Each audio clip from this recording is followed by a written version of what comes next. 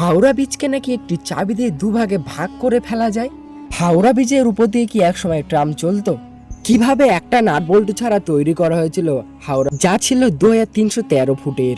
Howrah bridge তৈরি করার আগে কি গঙ্গার দুধারে কঙ্কাল পোঁতা হয়েছিল? এই হাওড়া ব্রিজ নিয়ে আজকের এই ভিডিও, যার উপর দিয়ে প্রতিদিন 10 লাখ মানুষ যাতায়াত করে। ইংরেজ আমলে তৈরি এই ব্রিজে পার্টস আজও অবাক করে। এই ব্রিজ কি সত্যি হাওয়া হলে নড়ে? এই সব প্রশ্নের উত্তর পেয়ে যাবে এই ভিডিওতে। শুরুতে পিছিয়ে যায় আজ থেকে ঠিক 150 বছর আগে। তখন হুগলি নদীর দুই পারে জাঁকিয়ে ব্যবসা করছে ইংরেজরা। তৈরি হয়ে গেছে হাওড়া রেলওয়ে।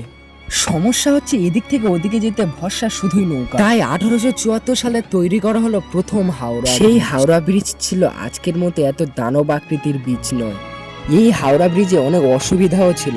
অবশেষে 1937 সালে শুরু হলো হাওড়া ব্রিজ তৈরির কাজ।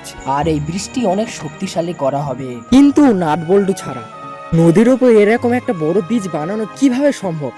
কিন্তু না, এখানে কামাল করে দেখালো টাটা স্টিল।